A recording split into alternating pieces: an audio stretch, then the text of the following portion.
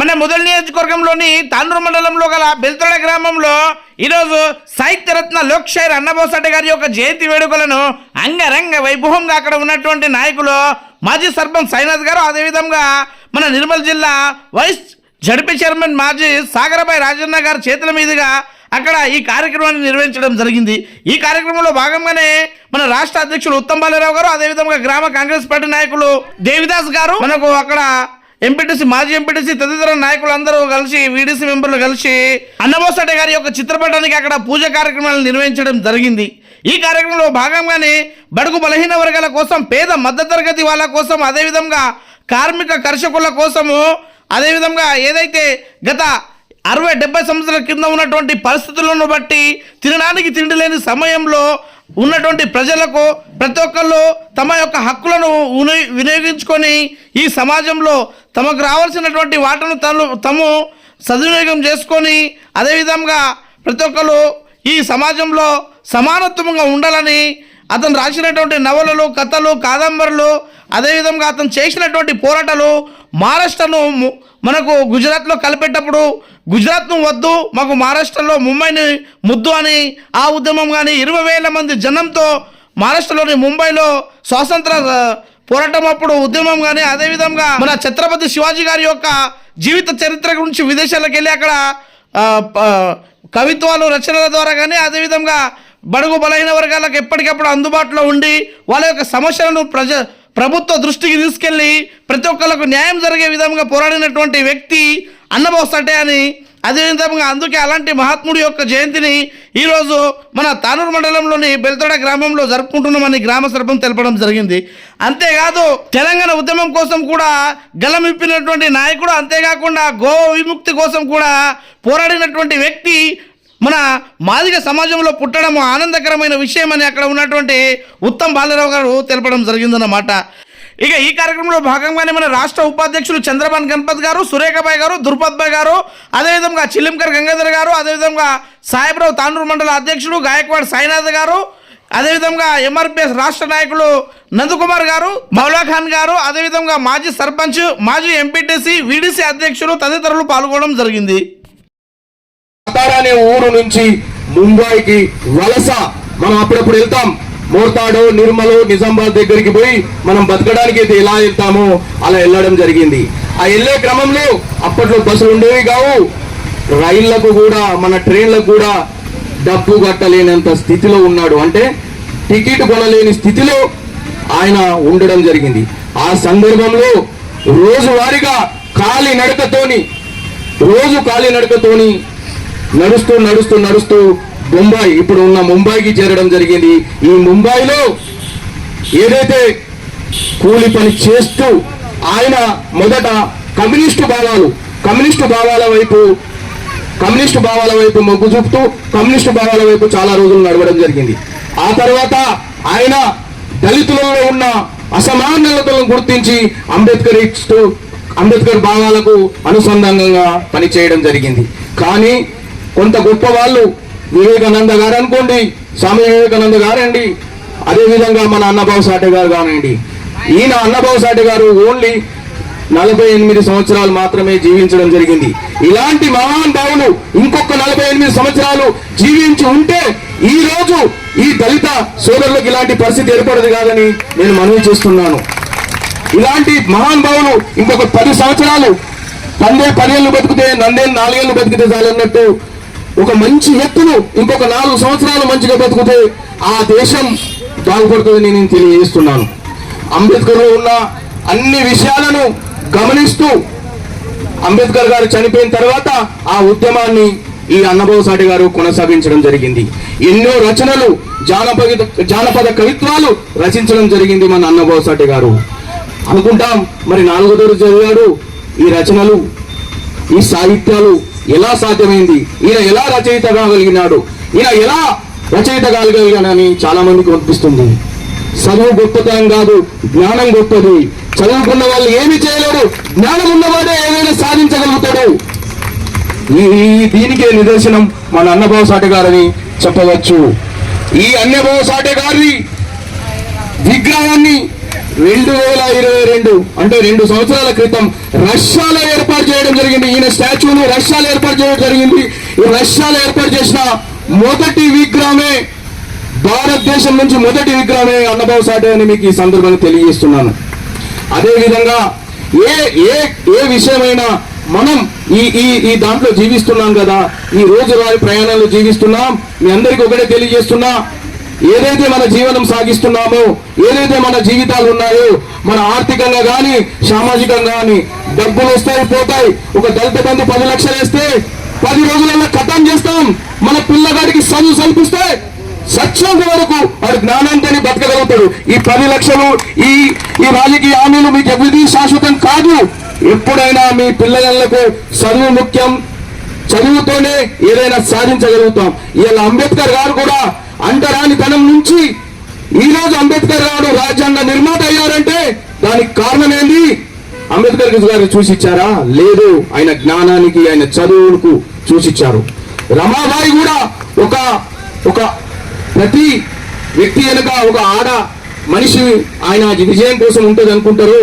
అదే విధంగా అంబేద్కర్ గారి సక్సెస్ వెనుక, ఆయన విజయాన్ని వెనుక రమాబాయి కూడా ఉన్నది. రమాబాయి ఒక సందర్భంలో నేను పుస్తకంలో చదివాను, తినడానికి తిండి లేకుంటే ఆయన ఒక కొడుకుకు తిండి పెట్టలేక చిన్నప్పుడు చంపుకోగలిగింది. ఆకలికి అలమటిస్తే కొడుకు చనిపోయాడు. కానీ నీ ఆశయాలు, నువ్వు దేశానికి అవసరం, నువ్వు దేశ భవిష్యత్తు నిర్వహించాల్సిన అవసరం ఉంది. దళితుల్లో, సామాజిక వర్గాల్లో, బీసీ కులాల్లో, అన్ని కులాలలో కూడా నీ జ్ఞానం అవసరం ఉంది అనే ఉద్దేశంతోనే చదివిస్తూ విదేశాలకు డబ్బులు పంపించడం, కూలీ చేస్తూ ఒక పూట ఆకలితో ఉంటూ విదేశాలకు డబ్బు పంపించడం జరిగింది. డబ్బు పంపించిన తర్వాత ఆయన అన్ని రకాలుగా పిహెచ్డీలు, అంబేద్కర్ గారు ఒక్కొక్క పిహెచ్డి 3 పిహెచ్డీలు తీసుకొని భారతదేశానికి వచ్చి తొలి న్యాయశాఖ మంత్రి, అంటే భారతదేశం స్వాతంత్రం వచ్చినాక తొలి న్యాయశాఖ మంత్రి అయ్యారు ఎవరో అంబేద్కర్ గారు. అట్లా అన్నిటికంటే జ్ఞానం ముఖ్యం. మీరు మీ పిల్లల్ని ఎట్టి పరిస్థితుల్లో వేరే విషయాలలో ఆలోచించకుండా చదివించండి. భవిష్యత్తు మనకు తప్పగా ఉంటుంది. ఈ సాహిత్య సామ్రాట్ ఎట్లయితే 4వ తరగతి చదివినా, ఎట్లయితే ఆశయాలతో ముందుకెళ్ళినో, మనమందరం కూడా ఆయన ఆశయాలకు ముందుకెళ్ళి దళితుల్లో ఉన్న సామాజిక అసమానతలను కూడా తొలగించేందుకు మనం प्रयत्न చేయాలని అందరినీ కోరుకుంటూ ఈ అవకాశం. 8 वाजल्यापासून रात्री 7-8 वाजेपर्यंत फिरायला. याचं कारण काय म्हणजे नाही, आम्ही जे गोष्टी बोलतो, इथं आलेले अतिथी जे बोलतात त्यातले काही चांगली गोष्टी असतील तर तुम्ही सांभाळून ठेवून घ्या. जे वाईट असतील, जे पटत नसेल ते आमच्याकडे ढकलून देशाल म्हणून आशा बाळगतो. त्याच्याबद्दल एक 5 मिनिटं शांतता बाळगा. సాహిత్య సామ్రాట్ లోక్శాయి అన్నబాబు సాటే డాక్టర్ అన్నబాబు సాటే గారి 104వ జయంతి ఈరోజు బేల్తోడ గ్రామంలో అన్నబాబు సాటే కమిటీ సభ్యులు అందరినీ, గ్రామంలో ఉన్న పెద్దలందరినీ కలుపుకొని ఇంత మంచి కార్యక్రమం చేస్తున్నందుకు మరియు ఈ కార్యక్రమానికి గ్రామ పెద్దలు, గ్రామ సర్పంచ్ సాయినాథ్ అన్న గారికి, అదేవిధంగా గత 30 సంవత్సరాల నుండి సమాజానికి సుఖంలో దుఃఖంలో తన వంతు సాయం చేస్తూ వర్గీకరణ కోసం రాత్రి పగలు కష్టపడుతున్న పెద్దలు మన నందకుమార్ అన్న గారికి, అదేవిధంగా గ్రామ ఎంపీటీసీ మధు పటేల్ గారికి, వీడీసీ గంగాధర్ అన్న గారికి, మరియు పాత వీడీసీ మెంబర్లు మరియు అధ్యక్షులు ఉన్నవారు పెద్దలు అందరికీ, మౌలఖాన్ గారి మరియు మా మండల అన్నబాబు సాటే అధ్యక్షులు సాహెబ్రావు సాయినాథ్ గారికి, అదేవిధంగా మహిళా అధ్యక్షులు నిర్మల్ జిల్లా సురేఖాబాయి దుర్పద్బాయి గారు, మరి నిర్మల్ జిల్లా అధ్యక్షులు శంకర్ గారికి కొత్తూరు, గ్రామ అన్నబాబు సాటే కమిటీ అధ్యక్షులు మరి కమిటీ సభ్యులకు, గ్రామ పెద్దలకు పేరు పేరున మరొకసారి అన్నబాబు సాటే జయంతి శుభాకాంక్షలు తెలియజేస్తూ, ఇందాక పెద్దలు చెప్పినట్టు మరియు మనం జయంతి చేసి డీజేలు పెట్టి డ్యాన్సులు చేసి జయవంతులు చేస్తే మన స్వార్థకం లేదా దాంట్లో. ఇందాక పెద్దలు చెప్పినట్టు ఇక్కడున్న మహాత్ముల ప్రతిమకు పూజలు చేశాం. మనం ఎందుకు చేశామంటే వారు చేసిన సేవను గుర్తించి, వాళ్ళు దేశం కోసం ఏం చేసిండ్రు అన్నది మనం వాళ్ళ త్యాగాలను గుర్తించి. మరి ఇందాక పెద్దలు చెప్పిండ్రు, తినడానికి అన్నం లేకున్నా భారతదేశంలో కాదు ఇతర దేశాల్లో కూడా పేర్లు సంపాదించిన వ్యక్తులు మన బాబాసాహెబ్ అంబేద్కర్ అని ఇందాక పెద్దలు చెప్పిండ్రు. మనం ఎన్ని బియ్యం పెట్టినా ఒకటే మెతుకు అలా వెతికి చూస్తాం. కాబట్టి దయచేసి అందరు గమనించాలి. ఇందాక పెద్దలు చెప్పినట్టు అన్నబాబు సాటే గారు 1.5 రోజు బడికే పోయిండు. ఎందుకు వాపస్ వచ్చిండు అనే దానికి కారణం అందరికి తెలుసు. అప్పుడున్న పొజిషన్లు మరియు అప్పుడున్న పరిస్థితులు వేరే, ఆ పరిస్థితులు ఇప్పుడు లేవు. ఇందాక పెద్దలు చెప్పినట్టు తినటానికి అన్నం లేకున్నా సాహిత్య సమ్రాట్ లోక్సారి అన్నబాబు సాటే, డాక్టర్ అన్నబాబు సాటే ఎన్నో బిరుదులు పొందుతున్నారు. అంతేకాదు రష్యాలో స్టాచ్యూ పెట్టిందంటే మామూలు మాట ఉండదు, మీ అందరికీ తెలుసు. కాబట్టి అన్నబాబు సాటే చరిత్ర మరి అందరికీ తెలిసిందే. మరి పట్టుదల ఉంటే ఏదైనా సాధించవచ్చు. ఆయన రాసిన ఫకీరా కాదంబరి ఒక్కటి కూడా ఇంకా మన తాలూకాలో ఒక్కళ్ళు కూడా చదవలే. ఆయన అసలు 35 కాదంబరీలు రాసిండు. అంటే మనం ఒక్క కాదంబరి చదవటానికి మనకు సమయం లేదు.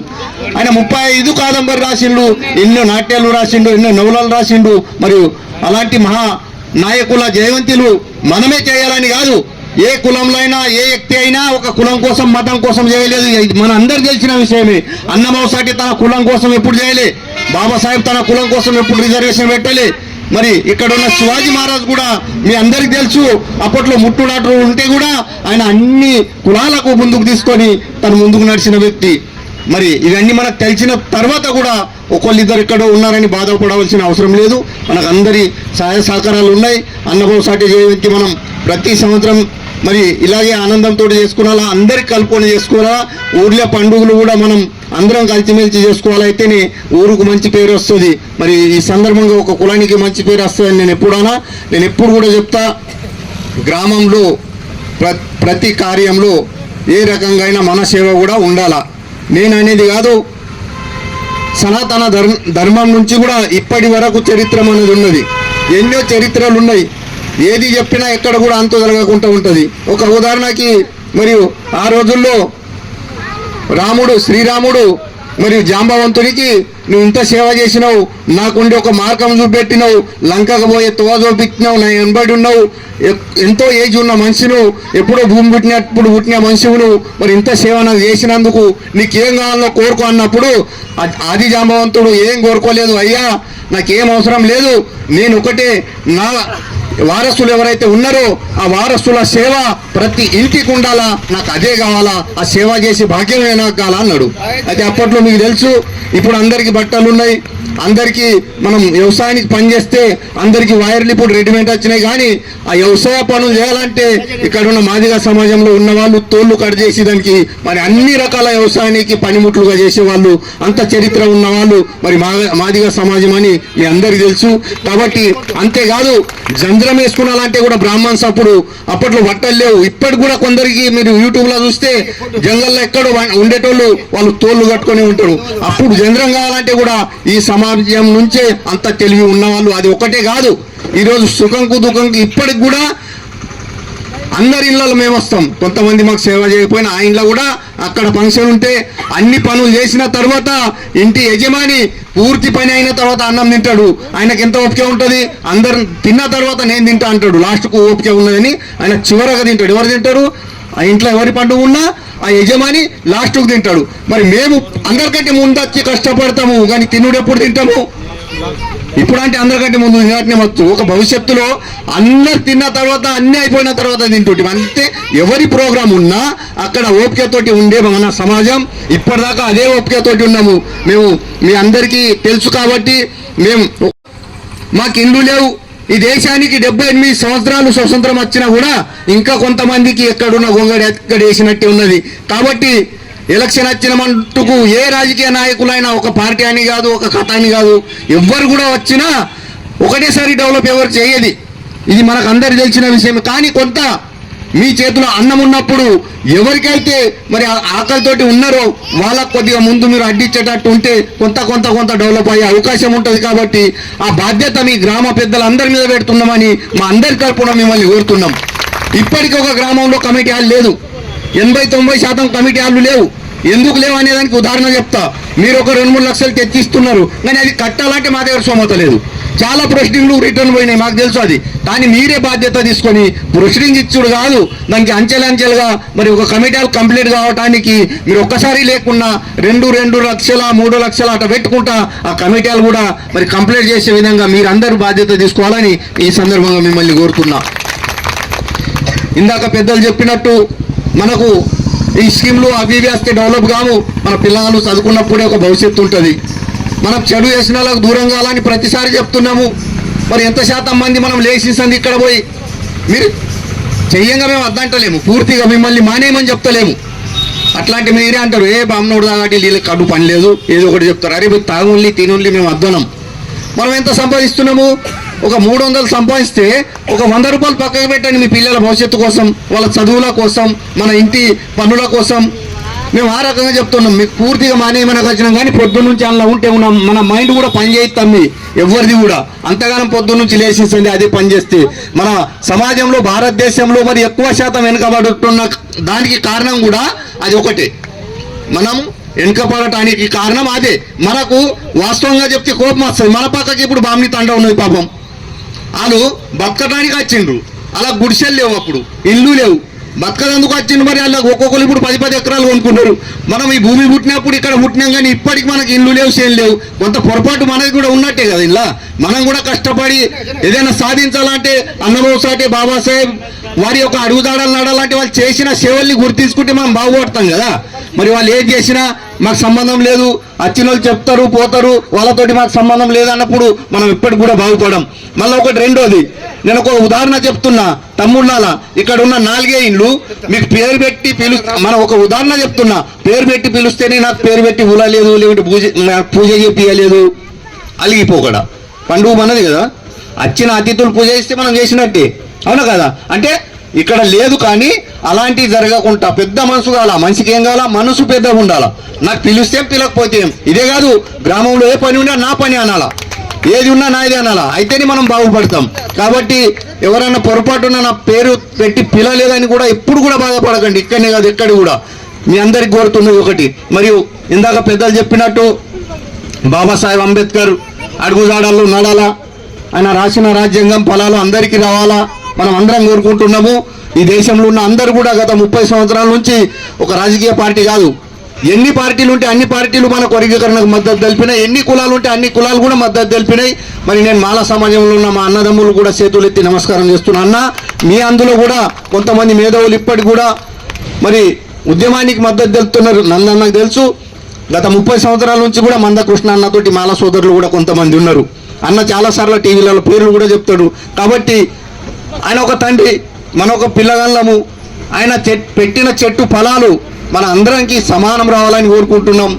జనమా ఎవరిది ఎంత జనాభా ఉంటే అంత అందరికీ రాని, ఎవరికి తక్కద్దు ఎక్కద్దు, అది ప్రభుత్వం చేస్తున్నది. దానికి మనం అందరం కట్టుబడి ఉంటే గ్రామంలో కూడా మంచి వాతావరణం ఉంటుంది, అందరు కలిసి ఉంటేనే మంచిగా ఉంటుందని మా కోరిక కాదు.